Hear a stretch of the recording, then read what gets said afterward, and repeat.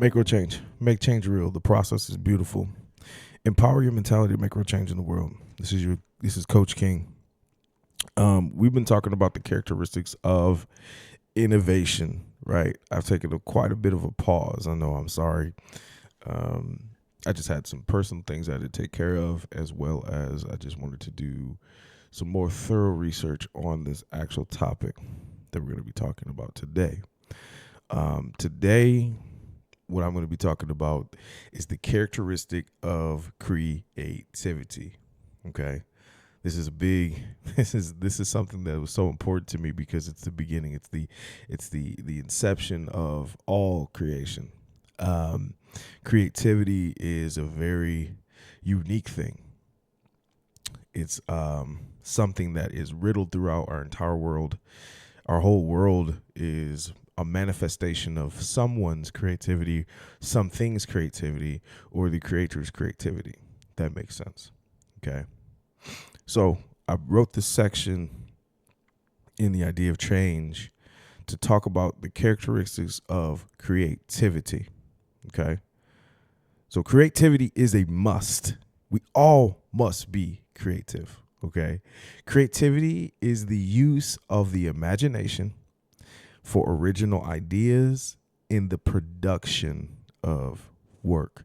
Keep that in mind. Okay. So creativity is the use of the imagination. When you think of the most creative people in the world, who do you think of? Our world is filled with creativity. It can be found in everything. It can be seen in everything. In other words, creativity is the manifested expression of one's imagination. In a way, expression of our creativity is an essential foundational piece of human nature. So creativity is an essential foundational piece of our human nature. We have been creative since the beginning of consciousness. Human beings have been creative since the beginning of consciousness. Our conscious efforts are even equipped with this essential fabric. In fact, just look at our DNA. Our DNA is woven. So like the way the striations look, right? It's creative, right? The DNA is expressed in a creative process in itself. I don't want to get into that. But if you ever have time, go look at DNA. Just look at the science of DNA and how creative that really is, and how scientists were able to express DNA and explain it. Okay. Human beings have been creative about our approach to expressing DNA. Okay. Now, think about any and everything that you could possibly think of. Think about thinking. Think about anything, right? Do you know those thoughts are your creativity? Just think about that. When you think, your thoughts are creative. That's the manifested inception of creativity, is just thoughts. Okay, keep that in your head. Now that you're aware of what creativity is, let's look at the inception of creativity through the best book in the entire world. You already know where I'm going with that. It's the Bible. Okay, so Genesis 1 through 2. And I'm reading the NIV. Sorry, guys. In the beginning, God created the heavens and the earth. Now the earth was formless and empty. Darkness was over the surface of the deep, and the Spirit of God was hovering over the waters. Creativity is a valuable skill that can help you solve problems, generate new ideas, and find innovative solutions. The Bible shows us how to solve problems with our creativity by studying God's creative process. What was the first problem that God solved, and how did he do it? It says Genesis 1 and 2. Now the earth was formless and empty. Darkness was over the surface of the deep, and the Spirit of God was hovering over the waters. From this text, God teaches us that we must first identify the problem. So what was God's first problem? Think about that. The problem that I see in this text is that the earth was formless and empty. So God identifies the problem. He said, wait a minute. I created this thing, but it's empty. It has no form to it. That's my problem. Let's solve this. Let's use some creativity here. So God uses identification as a primary catalyst in evaluating his imaginative plan to develop his solution. The first pain point to his creativity was formlessness and emptiness. The second part to this thing was darkness. So to deal with this darkness that was on the earth, he also had to deal with the fact that it had no form, had no shape, and there was nothing there. There's nothing in it. What do we do with this stuff, right? Think about something in your life where you're like, man, I don't know what to do with this. There is no shape to this. Think about your problems at work. Like, man, this is riddled with volume. There's so much. There's so much potential in this place. But where do we start? Okay. As we search this text, we find in the order of the written text that the Spirit of God, God's Spirit, was hovering over the waters. Other versions of the Bible state that the Spirit of God moved or brewed over the waters. The Hebrew word is resef, which means to brood by implication, to be relaxed, flutter, move, or shake. By definition, brood as a verb means to think deeply about something that makes one unhappy. So there was no pleasure in what God saw as an issue, right? As his problem. His problem made him he was not pleased with this. He said, wait a minute. I'm not pleased by the earth being formless and empty. And I'm not pleased by this darkness that hovers over the surface. So over the surface, there was dark.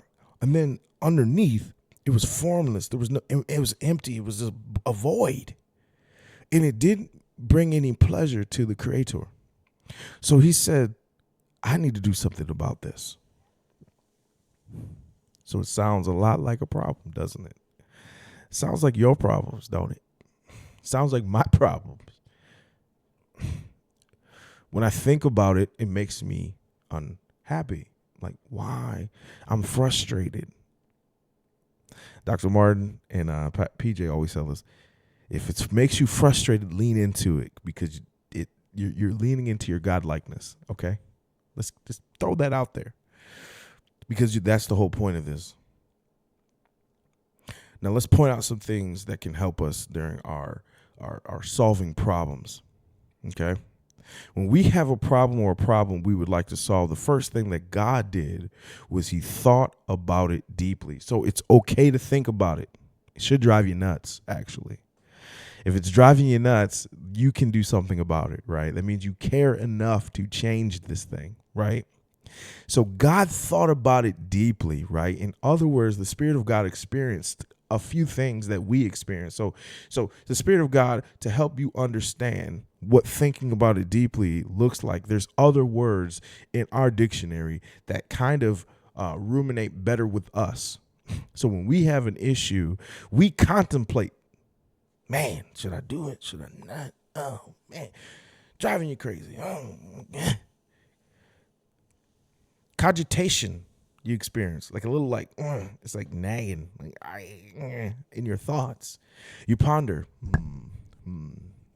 For us sophisticated folks, we ponder. I'm pondering this. This problem, right? I mule over it. Man, I can't sleep. Oh my gosh. Ruminating.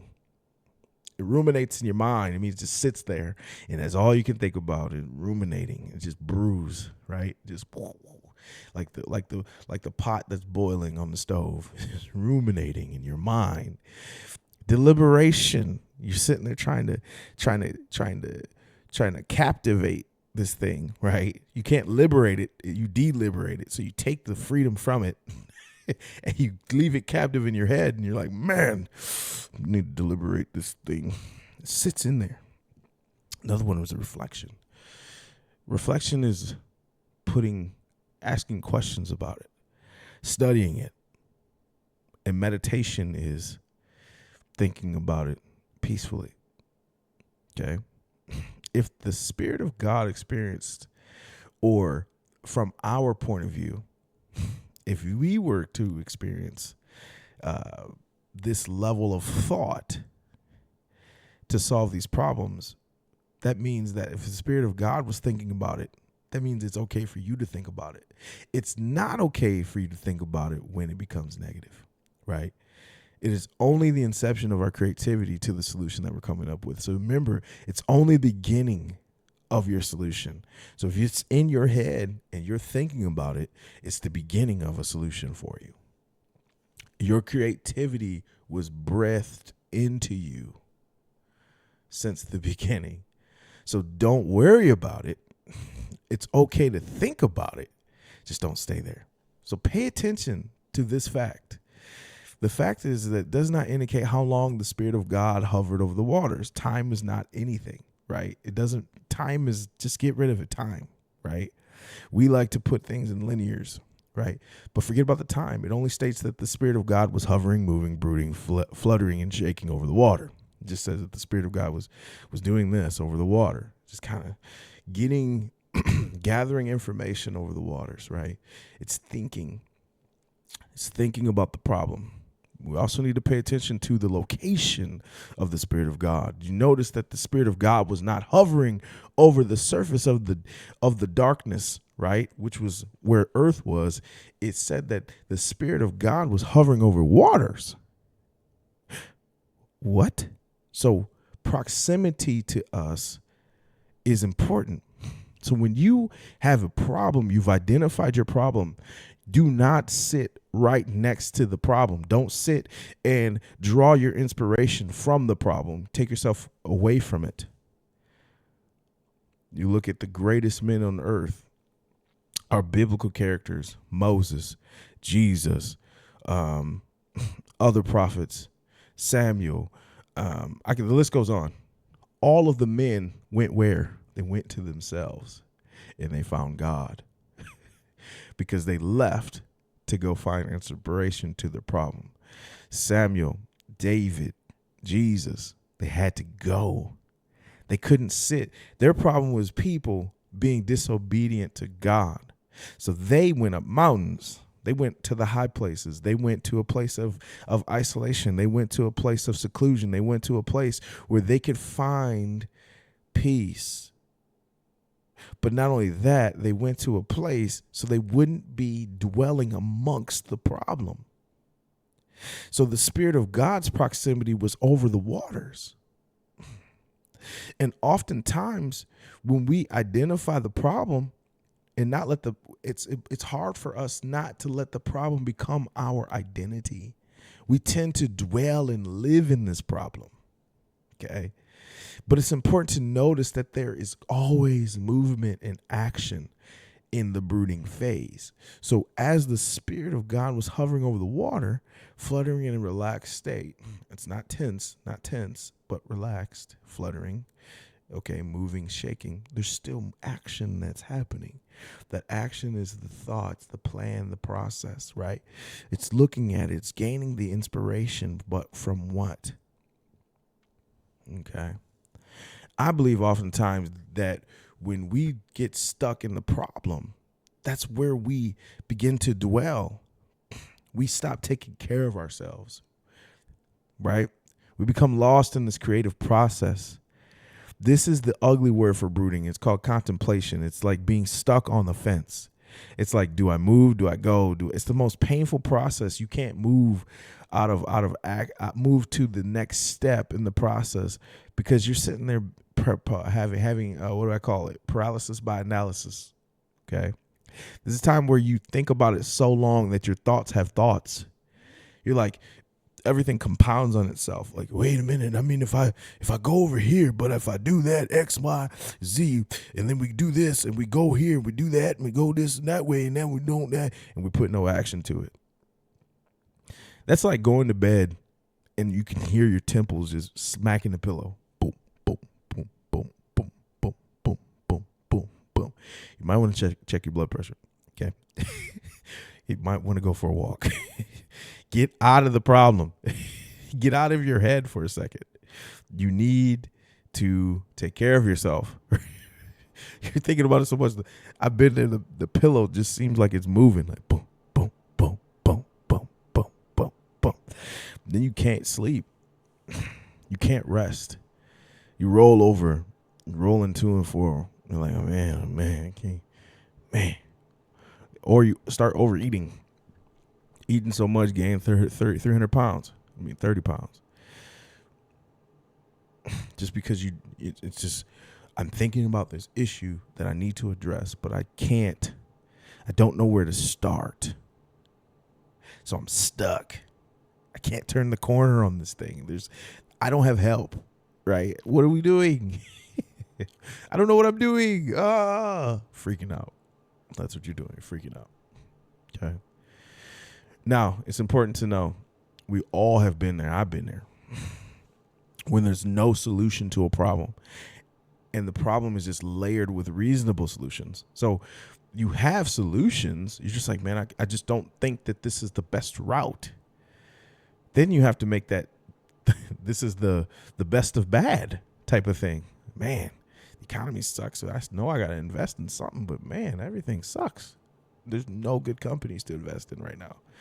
There's nobody that can really take care of this money and move it. I don't have faith in anything out here, right? The only solution that makes the complex is the broadest solution. It's change. Something's got to change because you can't sit there over a long period of time with your temples smacking the pillow, blood pressure high, gaining weight. You have to change something. And as painful as this inception is to solving problems can be, it is most important to understand that pain, frustration, and restlessness is your body's mechanism telling you to resist change. So your body's literally telling you, hey, something's going to change, but man, we ain't doing it. And so the hardest part is being able to push through it. But sitting in the problem is going to kill you. One way or the other, you're dying slowly. A slow death is happening because you're not expressing the proper creativity that's required. Okay? It's if you don't believe that, go read the book called Immunity to Change. Your body literally fights to protect itself from what it is that you need to do. And so you have to be in control of yourself to overcome what your body's naturally telling you to suppress. But the blood pressure, all of that is because you're on the precipice of changing it. You have the solution. You just haven't made the decision yet. All right, Martin, you can take it from here. We cannot solve anything without first thinking about the problem. So you have to think about it. I mean, that's the hard part. But once you get the thoughts in order and everything like that, we good. Anything that we create that is good requires us to think deeply about it coming to life. So you're not thinking about the problem. Think about the life that it needs to bring. How do you not get caught in contemplation and paralysis by analysis? All right, go back to some future videos. Reframe your thoughts. Changing the way you think is the first step in avoiding this proverbial step in the creative process. When you think about it, so don't dwell on it, reflect. The answer was in the reflection. I believe that he was hovering over water. The Spirit of God was hovering over water. Why? Because water does what? It reflects. So the answer is reflection. By reframing, it changes our limitations to an unlimited possibility through the careful evaluation of our thoughts. so that we can get to the next part of the process, which is action. We can actually start doing something. Your body's like hyped up. It's building all of this tension in it because it knows it needs to do something. Your blood pressure is going up because you're getting ready to make a big push into this thing that's bigger than you. You're getting ready to conceive an idea that is greater than what anything has been out there. You're getting ready to change this world by what's inside of you. So your body's preparing itself for it. It's gearing up for this big push. But if you don't move, it sits there and it kills you. Reframing changes our limitations to unlimited possibilities through careful evaluation of our thoughts, so that we can get to the next part of the process, which is action.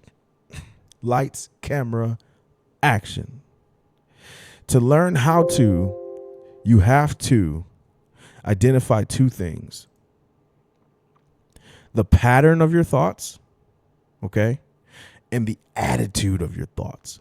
That's the only way to elicit deep adaptation or learning in yourself, in your head. Think about the pattern. Is there a pattern to your thought? Is there an attitude? Is it positive or negative attitudes? What's your attitude like? Does it stank? Is it angry? What is your attitude? What are you thinking about? How are you thinking about it? Right? What is the pattern to it? Our negative thoughts have a pattern and an attitude.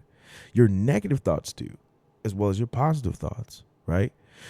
What is the pattern? What is the pattern of your thoughts? Let's understand this, okay? I'm going to take it through quick little reflection. Okay, so basis of reflection is so important because it helps us look at what we're thinking about. And the best way to do this is just to write something down on a piece of paper. Don't think about it too much. Just write it. Write exactly what you're thinking. Write it all down. Okay.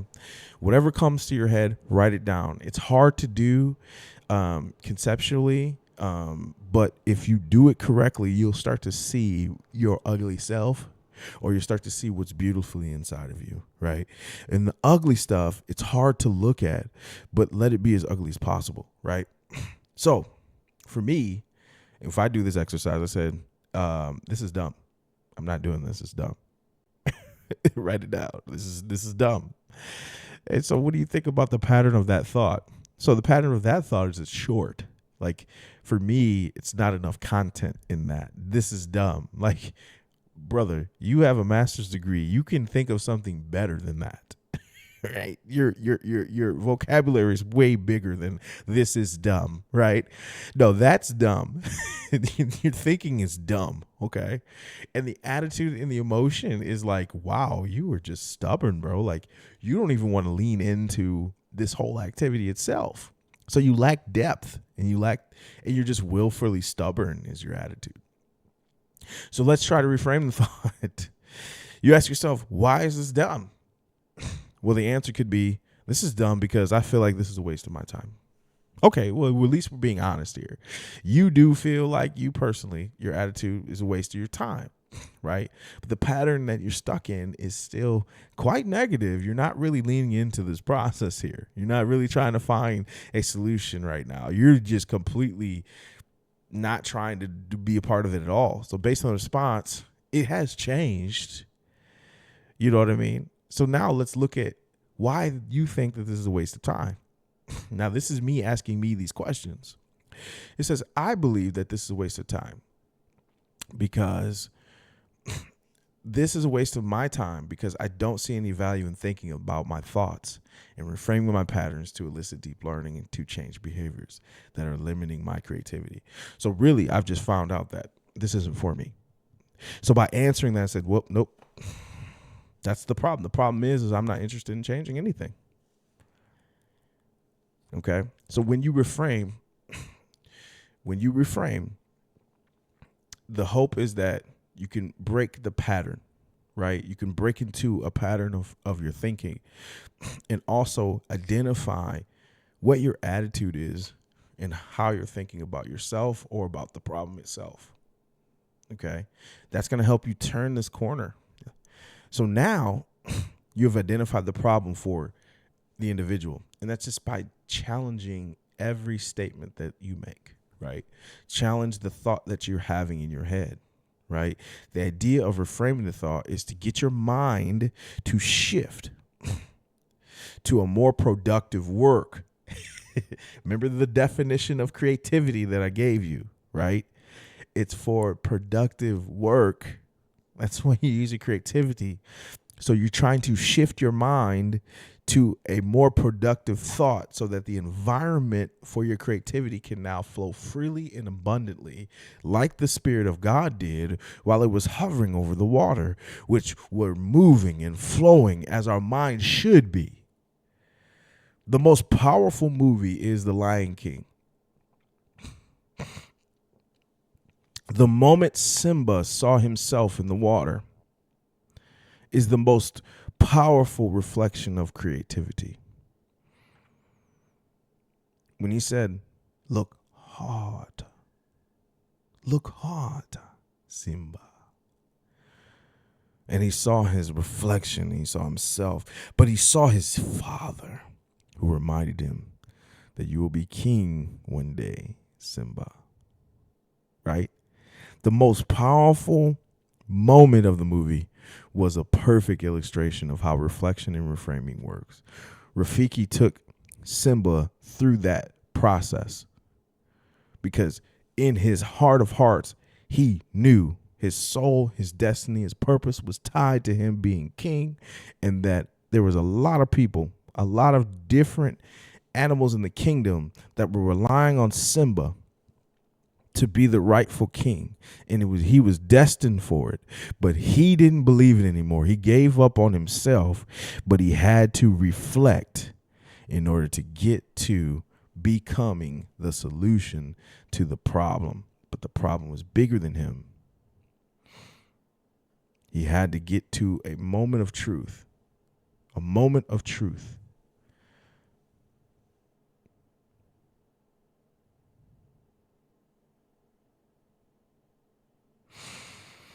The outcome of reflection is to reframe your thoughts, to move yourself into action, to solve the problem by creating the solution. So let's look at something a little different. The process itself. Now that we've gotten through the inception part, look at God's action plan. He puts together an action plan. Okay. In corporate world, we create action plans to solve our problems, right? Or to create control mechanisms so that whatever we put in place, these action items are what we work on. It's our production of work, right? This concept is ancient though, okay? It's not just to the corporate world, but it's to the working organizations. Those organizations that are thriving, they've utilized pieces of this action plan, okay, and have coined the term action plan and became billionaires off of it. I believe God's action plan was say, see, separate, and call. Okay. God says, sees, separates, and calls our earth into existence, into life. God creates knowledge, understanding, and wisdom as God organizes our world by name. Let's go to Genesis 1:3-5. And God said, let there be light. And there was light, eradicating the darkness, right? God saw that the light was good because he got rid of the darkness. And he separated the light from the darkness. He said, wait a minute, light and dark, you can't be in the same place. Let's separate the two. Then he called the light day, and the darkness he called night. And there was evening and there was morning the first day. Okay. Isn't it fantastic how our God calls something, it begins to function? So when God calls something into existence, it begins to function. It begins to do its purpose. It understands. As soon as God calls you, you begin to understand. You begin to function. And you begin to actually live out your purpose and breathe life, right? Think about the thing that you've created recently. If you our new parent. This, what better expression, right? What better expression? Mothers understand this, dads understand it as well. And when that baby pops out, think about it. Looks just like you, breathes like you. You feel connected to it. You are obligated to everything you create. You feel so connected to whatever it is that you create, and you're obligated to see it through, because the purpose on the inside, you created it, you've named it, it's yours, right? It's not a name it and claim it, but it's just a principle of God, of our creativity. Think about the thing that you created recently. Does it serve its purpose? And if you don't know its purpose, are you thinking about what you want to call it? Right? Does it begin to live and breathe yet? Have you called it yet? Have you separated the light from the darkness in it yet? Have you seen and said that it was good? Right? Does the intent that you gave it make sense? Everything that you've done for it, does it make sense? Does the intention match the product? Right? In what ways have you expressed these traits in your life? Think about it. How have I expressed the creativity traits in my life? How have I put this action plan in place before? Do I skip from just seeing and saying it? Do I just separate things and call them? Do I do the see said, the seeing and saw in my head? What do I do? Think about it. How have you expressed these traits? Okay, for me, starting Make Real Change, this podcast, I often review my content, right?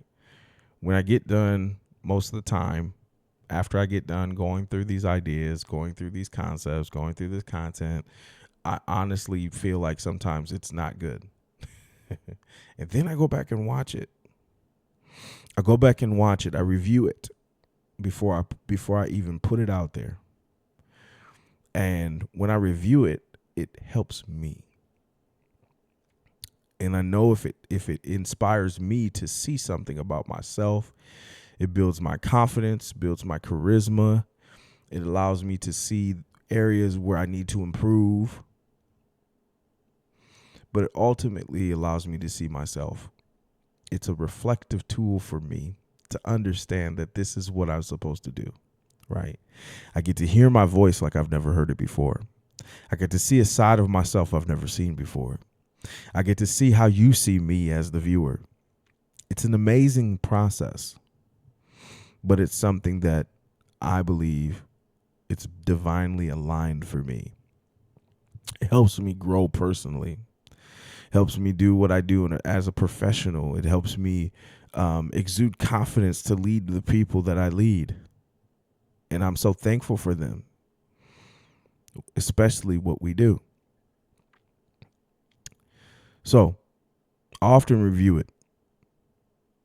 And our superficial nature of logic leads us to think that, when we reflect, when we look at ourselves, that this is a planned occurrence. Like when you say, oh, this is my purpose, people on the outside look at it as it's planned. Oh, you planned to do that, didn't you?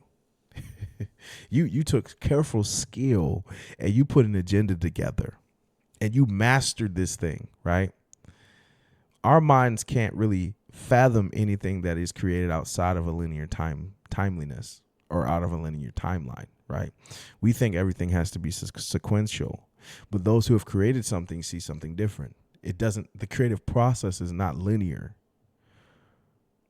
The process itself, when you look at it from a 10,000 foot view, it's not linear. When you found your purpose, it's supposed to be linear. It seems linear, right? It seems like point A to B, right? But a lot of times for many creatives, it's not. Human beings we don't move to point A to B. Now, there's some people that do now. Don't get it twisted. There are people that can just cut straight and get from point A to B. They plow straight forward, right? But we live in an indoctrinated system. that has taught us life in a chronological sequence of developmental experiences, journeys, and milestones, right? What do you do when you graduate kindergarten? You go to first grade. When you go to first grade, you graduate first grade, go to second grade. When you graduate second grade, you go to third grade. When you go to third grade, you graduate. Then you go to fourth grade. When you graduate fifth grade, then you're done. Then you go to middle school. Then you go to sixth grade. Then you go to seventh grade. Then you're eighth. Then you go to high school, ninth grade. Then you go 10th grade. Then you go 11th grade. 12th grade, you graduate high school. Then you get ready to prep for college, or you get ready to become an apprentice or something like that. Then you start your postgraduate degree or secondary. Then you go to secondary school. Then after secondary school, you can go spend 5 more years and a lot of money. Then you get a degree. Then you get a degree, a bachelor's degree. Then you want to go and get your master's degree. Then you go get your master's. Then you go get a PhD. Now you've ran the whole educational system, right? But it's a sequence. It's a timeline. It goes chronological sequences, right? And your experiences happen along the way. Oh, at 30, I'm going to get married. And after we get married, I'm going to have children. And after I have children, I'm going to get me a big old house. And then I get a big old house. And then I have the cars in the garage and the money and the family and all of that. And it's going to fall into place. And then I'm going to be old. And then I'm going to watch my kids grow up. Then I'm going to grow my kids up. Then I'm graduating. Then I'm attending school. And then it's a linear sequence. We have been indoctrinated to think that life moves that way. Okay. But creatives don't really see life like that. Okay, when you live in your thoughts and your creativity, creativity is not a linear sequence a lot of times. But God has an action plan that's in place that helps us get to A to B faster if we put it in place. If we put it in play, if we put in these principles in play, we start applying this to our lives, it's a lot easier than sitting there brewing and contemplating on actions. We could just get straight to what we need to do, and it's more productive. So we get our time back rather than wasting our time trying to follow these sequence of events and trying to go all over this other type of place. We could just get it done, right?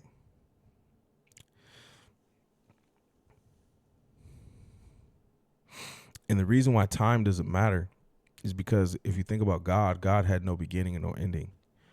The architect of creativity, the creator, has no beginning or an end. Therefore, presumably, the truth of time is only found in the Spirit of God who is hovering over the waters.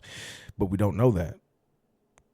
There is no essence of time at that point. At that time, it's important to understand that maybe time was being created as well in this whole thing. Because God didn't really have a time. He just is. Our universe was created by God's action plan. Say, see, separate, and call. As God continues to create in the book of Genesis, God's solution to his problem begins to replicate into a pattern that fills voids, okay, emptiness, and darkness in creations, right? So Genesis 1:6-23 teaches us an important characteristic of creativity.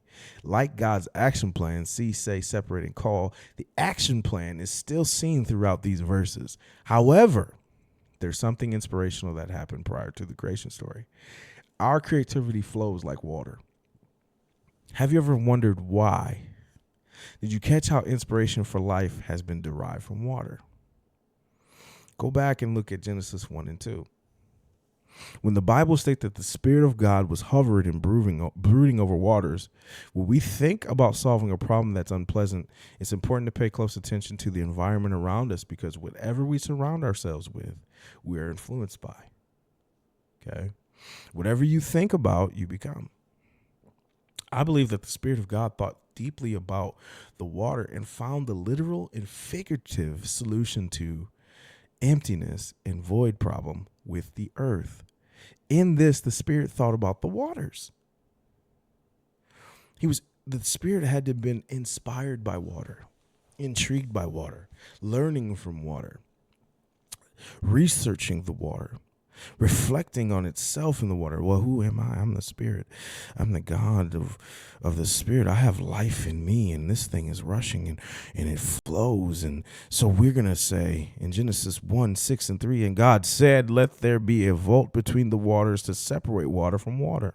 So God made the vault and separated the water under the vault from water above it. And it was so. God called the vault sky, so sky water, right?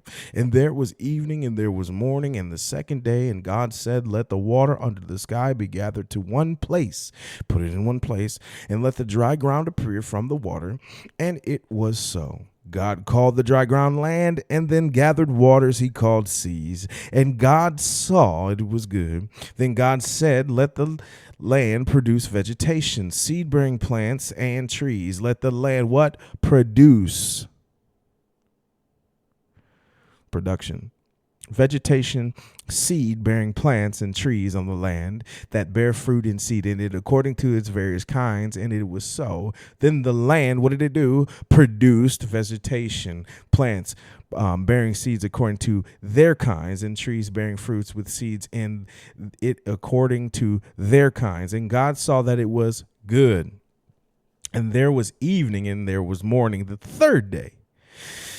And God said, let there be lights in the vault of the sky, right? Let's take the piece of the light that we have already that I said, let there be light. Let's take a piece of it and throw it in the sky. Boom. Now we have other lights, lights of the same kind, sons of the universe. We can't really fathom how big our God is, can we? Okay. And it was so. God made two great lights, the greater light to govern the day, the sun, our sun, we see, and the moon, right? The lesser light to govern the night.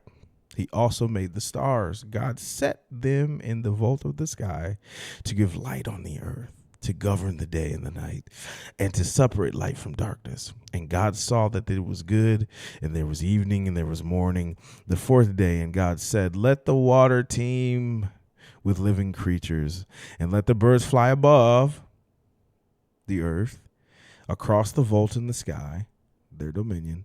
So God created the great creatures of the sea and every living thing which was in the water teems and that moves around in it according to their kinds, and every winged bird according to its kind. And God saw that it was good. Everything had a kind, right? Because the land started producing. It's all part of that production piece, right? And let the birds increase on the earth. And there was evening and there was morning the fifth day. As God's imagination comes to life, he shows us the perfect example of the aspect of evolutionary change, right? As discussed previously, if you haven't watched Evolutionary Change, go look at it, okay? God uses this aspect of change to tailor, expand, and prepare the way for a new creation. A new creation. Because he created the water, and the water produced land, and land produced seed. Then he said, let there be birds, right? Let there be fish that swim in those things in the water, right? But he's preparing it all for a new creation. This continuous process of improvement methodology is seen in the way we express our creativity today, okay? Think about the last time you had to use your creativity. It starts with raw materials, right? So you have this raw material, or you have lack of, or resources, whatever. And it continues to build from those materials and to the next until a new product is formed. For example, think about this. Look at the fashion industry. The clothing maker starts with yards of fabric, big old sheet of fabric, right?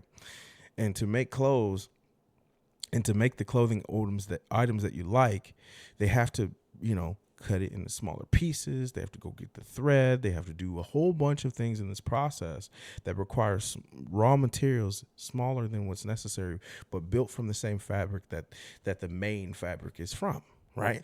And you stitch it back together, and now you have a Versace. You have a Gucci. You have a custom-made shirt, okay? Now let's think about your favorite song. The producer started with a sample of an instrument to compose a symphony of sound, then added a voice and organized it into your favorite song. The process of creativity, the process is beautiful. That's why I say that, okay? Change, and when you're looking for problems and you start solving problems, you're using this characteristic of innovation called creativity. The process itself is a beautiful process, okay? By the time we get to Genesis 1:24, the earth was given the authority to produce its own living creation. God calls the relationships to produce living creatures by its own kind. Okay. by its own kind. And God said, let the land produce living creatures according to their kinds, the livestock, the creatures that move along the ground, and the wild animals, each according to its kind. And it was so. So the plants, the animals have their own kind. The birds have its own kind. And these are relationships. This idea of relationships. Then God begins to actually make the living creatures. This is a monumental shift in the creation story. In Genesis 1:25, God seamlessly shifts focus from the action plan to the business of making things happen. He just starts making it. It's just God made. He just starts making. He's like, listen, this is personal. So God made the wild animals according to their kinds, the livestock according to their kinds, and creatures that move along the ground according to their kinds. And God saw that it was good. At this point, God was invested. He made these living creatures personally. Have you ever seen an original Picasso painting without its signature on it? If it ain't got Picasso's name on that bad boy, that ain't no Picasso, son. That's a Micasso. That's a Lee Casso. That's a Sicasso. That's a Casso painting. That ain't no Picasso. If it ain't got his signature's work on it, it's not his. In the same way, in art of science's work, God made us. Genesis 1:26-27. Then God said, let us make mankind in our image and in our likeness, so that they may rule over the fish of the sea and the birds in the sky, over the livestock and all the wild animals, and over all the creatures that move along the ground. So God created mankind in his own image. In the image of God, he created them, male and female, he created them. It's amazing. This is amazing. That we were a new thing that was created. In the beginning of time, God gave us this incredible characteristic based on his own likeness. Our created world is the expression of God's ability to bring provision into existence for his newest creation called mankind. Mankind. Our creativity often thrives on our novelty. So when you're being creative, remember these steps. So try breaking your routine and doing something different. Just do something different. This could be as simple as taking a different route or trying to learn a new hobby. Like God's expression of his imagination during creation, it's important to see that we have to do something different and out of the norm to truly create and express our creativity, right? The Lord our God has blessed us with this ability, so it's important for us to practice this gift on a daily basis. Nobody should go a day without expressing their creativity in some form or fashion. We were created to be fruitful and multiply, have dominion by ruling over the fish of the sea and the birds of the air. Surround yourself with things that inspire you, okay? This could be anything from art and music to nature and people. Take the time to appreciate the beauty and creativity around you. Brood in a place of inspiration. We have to think deeply about solutions while in proximity of the solution. The notion the answer is right in front of your face comes from the Spirit of God hovering over the solution to Earth's problem. Remain curious, ask questions, challenge assumptions. This is the way we grow. Don't be afraid to ask why and what if to yourself. Reflect on that process. This can help you see problems and opportunities in a new light by experimenting with new ideas, techniques, and tools. Don't be afraid to take the risks. Remember, risk taking. This is risky business, right? And try something that may not work. Try something that won't work, right? When something doesn't work, we adapt, we learn, we grow from failure. Failure is only a perspective of choice. You get to decide success or failure. You decide success or failure, right? You decide whether your creativity is good. How many times did God create something and call it bad? He never did. Asking questions is something we do to tap into our reflective nature, to look deep enough within ourselves to understand the true meaning of our unique expressions, right? We get to look in deep. We get to reflect. We get to ask ourselves questions about what we're really truly thinking about, and look at the depth of it. Dive deeper into our thoughts.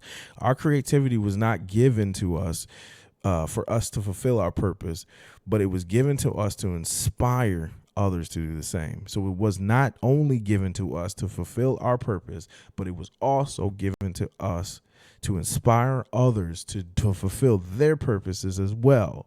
It also was given to us to collaborate with other people, to bounce ideas off of each other. In working together in these relationships, we can look at these different perspectives, which can lead to new ideas and insights that we have never thought of before. Also, take the time to be present and mindful in the moments. Don't get caught in the rut of dwelling in your problem. Be present and mindful, okay? This will help you focus at the task on hand. You don't waste time. You stay productive when you are present and mindful. And you can do that because you can use your reflective time by journaling, writing down the observations you've had through the day, any inspirations that you've come up with, right? Jot down some ideas, jot down the observations, jot down some inspiration that comes to your mind, jot down the insights that have been inspired, that you've been inspired by. This will help you just kind of build a log of what it is you're trying to solve. There'll be a recurrence, a pattern in those logs, trust me, and then you'll find purpose in that. It's important for us to remember that creativity is not just about being an artist or imaginative.